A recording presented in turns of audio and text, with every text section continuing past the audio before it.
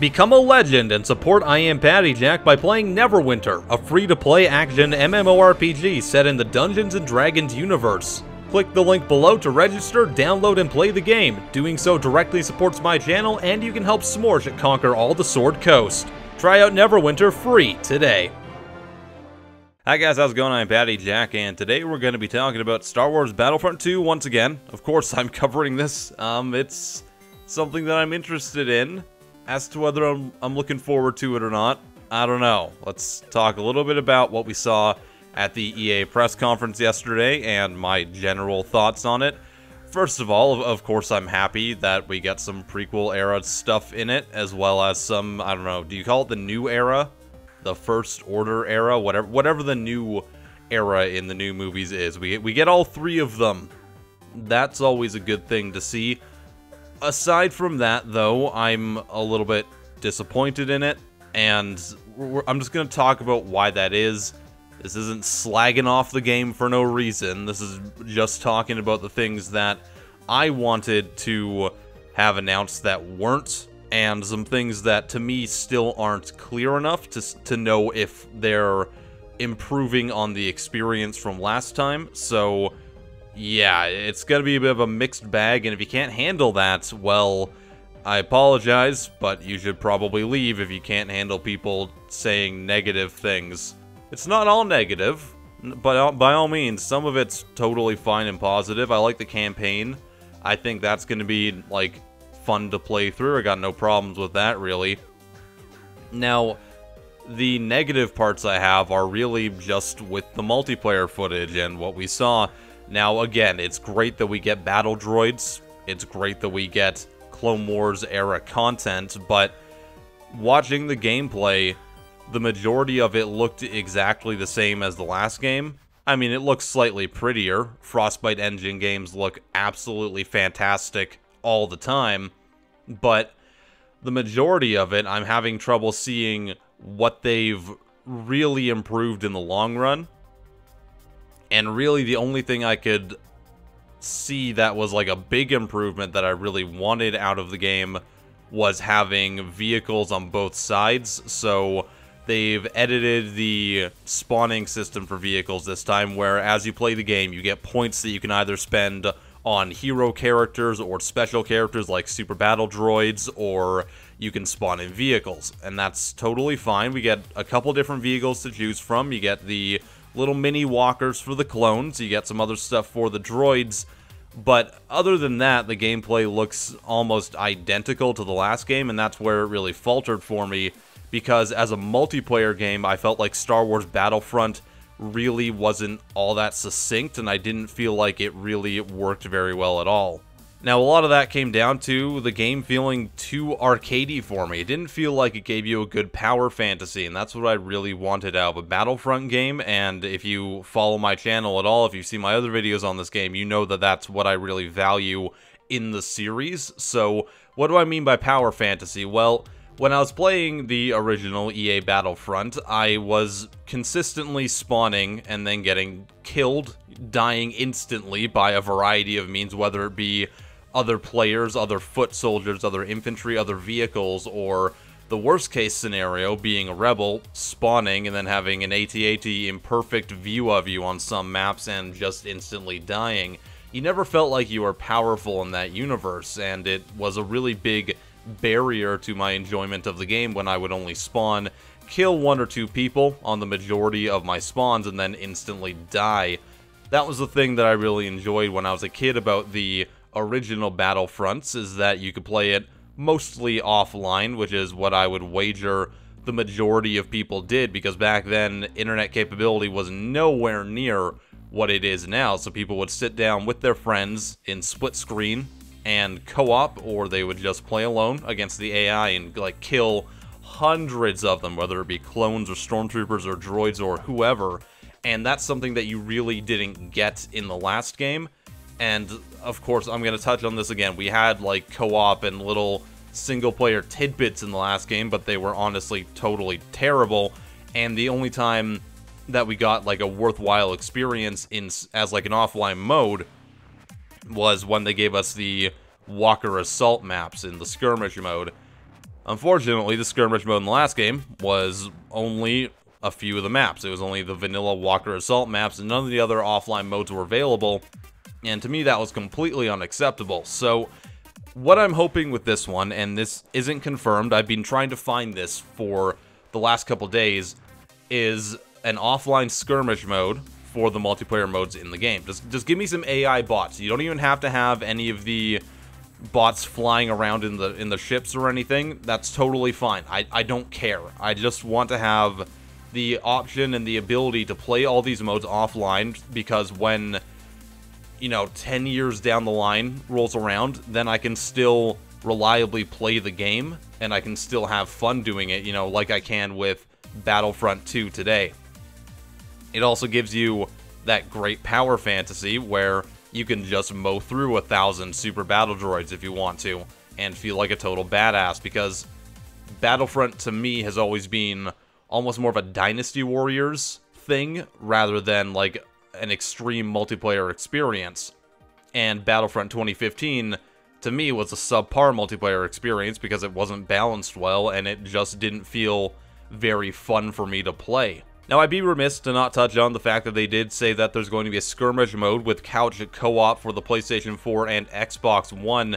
Now, I'm a PC-focused channel. I don't even own an Xbox One or a PS4. I haven't bought a console since a PlayStation 3, and I'm very skeptical as to whether or not we're going to see those same skirmish modes in the PC version of the game. That hasn't been announced as far as I'm aware. And again, I've tried to find this stuff. If you can find it for me, by all means, prove me wrong. I want to be proven wrong because I want to really enjoy this game, and I want to be, you know, excited for it, excited about the prospect of it.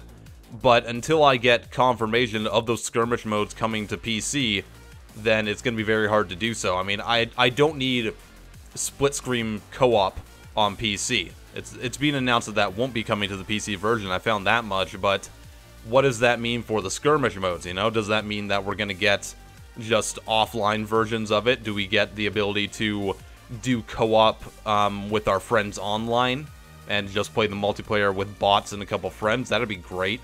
What I don't want to see happen is a similar situation where it's like, oh, you get a little co-op mode that's kind of like a little wave-based horde mode system that isn't really that fun to play. It's like, no, just give me Walker Assault, give me Conquest, give me TDM with bots. I don't think that's a whole lot to ask for. So that's my rant on the single player, or lack thereof. I mean, the campaign, again, looks fine. I'm gonna get this game just to play the campaign, and because, well, obviously I'll get it because I cover this stuff on my channel a lot, so it's like a tax write-off. But aside from the campaign, I'm not really looking forward to the multiplayer right now unless I can just kind of dick around doing the single player stuff instead. And if that's not there, well, I just see myself getting extremely infuriated when I'm playing the game and Darth Maul shows up and then starts destroying everyone, and there's nothing you can do about it. Like, that was a big problem in the last one, because if you ran into a hero character, every other player around you would just scatter because they were so overpowered that you couldn't really take them out reliably, or no one would work together to do so, because you didn't even have a way to do that. There's no VoIP in the game, which was the dumbest thing I've seen in a video game in a long time. And heroes were extremely overpowered in the last game, but it kind of balanced itself out, because even when you're doing multiplayer in the original Battlefront 2, you'd still have AI bots running around. It wasn't like a full-on 32v32 scenario in most circumstances, at least. So if you were getting your ass kicked by the hero or by player characters, you could at least still, you know, mow down a few stormtroopers if you really wanted to. I think that's a better mode for this style of game. It makes the game more enjoyable in general, and it's honestly a better experience. I don't really want a dumbed-down version of Battlefield. I'd rather just have an arcadey, fun little single-player or offline-focused game that isn't all about, you know, oh, you're a clone trooper, but you can customize them, which doesn't really make a whole lot of sense, but you can do it, and no matter what weapon you equip, they all kind of do the same thing anyways. Like, they showed off the class-based system, but they're all using what looked like, you know, like at least semi-automatic weapons. Wasn't really a big focus on things like shotguns or sniper rifles aside from the sniper rifle class, and it all looks exactly the same as last time. Like, there was nothing in it that blew me away. No big announcement that to me said, oh, this is really interesting now. This is all the stuff that I expected them to do. And in my mind, they just haven't addressed any of the issues with the core gameplay outside of adding classes to the game. And classes are fine. That's totally okay. That's more like the original versions of the game, you know, the original series, but it just isn't enough. Like, that adding classes isn't going to change the gameplay feeling unbalanced. Hopefully the maps will do that. Adding the CIS and the Republic, you know, that's not going to change the gameplay. That's going to change how the gameplay looks. And to me, that's not really an improvement. That's just adding on to a subpar experience already. But hey, the game looks really pretty, so I would assume when it comes out, I'm going to be able to make some really good-looking videos and have a couple really cool Star Wars moments, but they're going to be very far in between because the multiplayer takes you out of the Star Wars experience so often. I just want offline mode.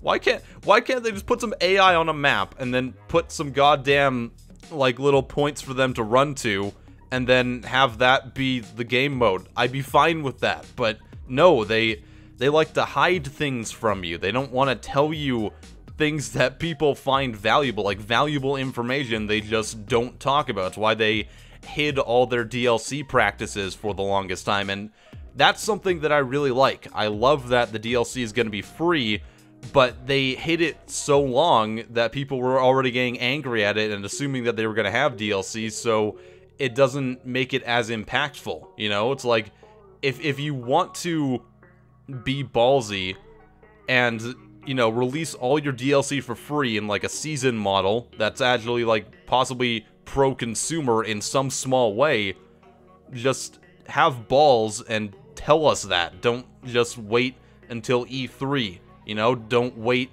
and hint at it slightly and then backtrack on that. And I realize that's not DICE's fault, that's mostly EA's fault, but, like, it's not goodwill for your consumers, and it makes me angry as someone who is a big consumer advocate. Like, just tell us these things. Why not? There's no reason not to. Oh, EA. They baffle me a lot. I mean, we're getting FIFA, though. FIFA took up, like, 80% of that press conference. Good golly gee. This was something.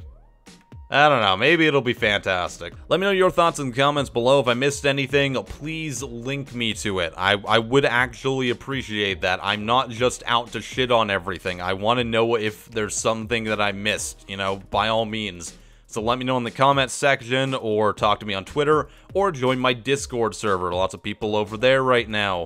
If you really enjoyed this video, or like my content in general, you can always think about downloading, registering, and playing Neverwinter as well. Each time you do that, I get a nice little referral kickback, which is more than I make on these videos. I would really appreciate that as well. It does help my channel out quite a bit. I am PattyJack, and I'll see you next time. Have a wonderful day.